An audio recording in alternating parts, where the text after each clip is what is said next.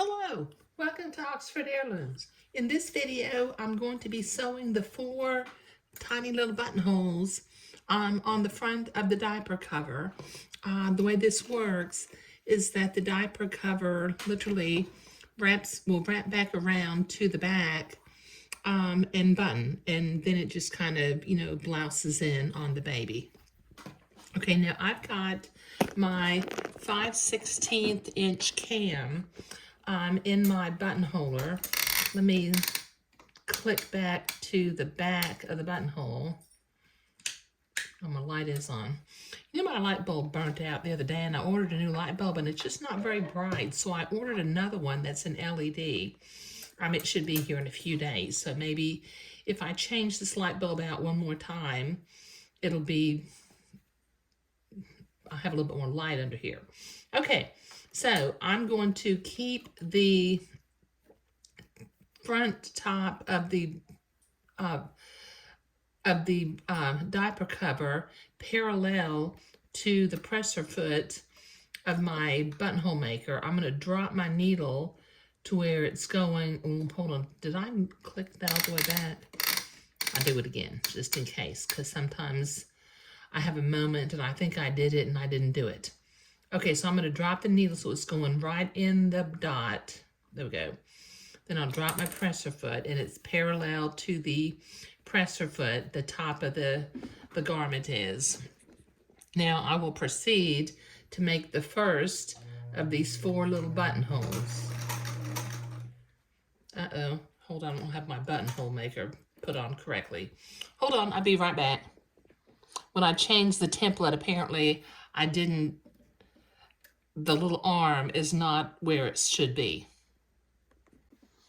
Okay, let's try this again. Okay, now I will proceed to sew the buttonhole.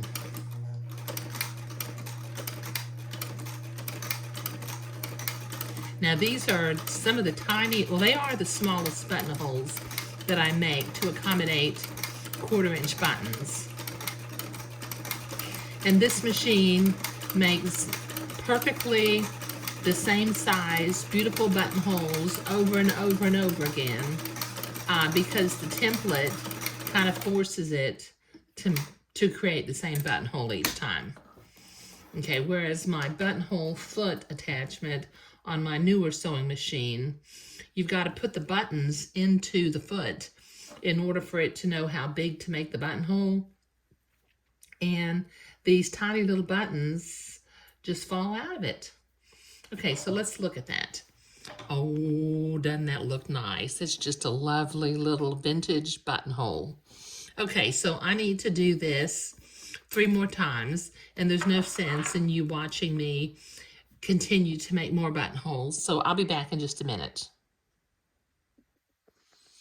Okay, there, I've got all 4 buttonholes sewed onto the front of the diaper cover, and that's looking really, really sweet.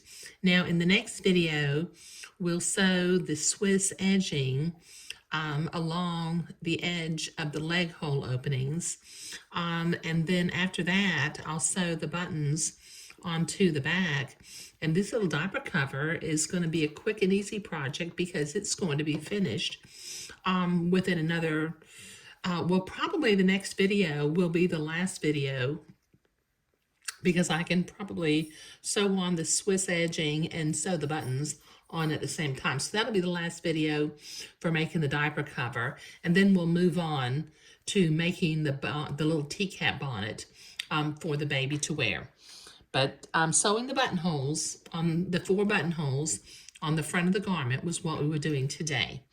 Thank you.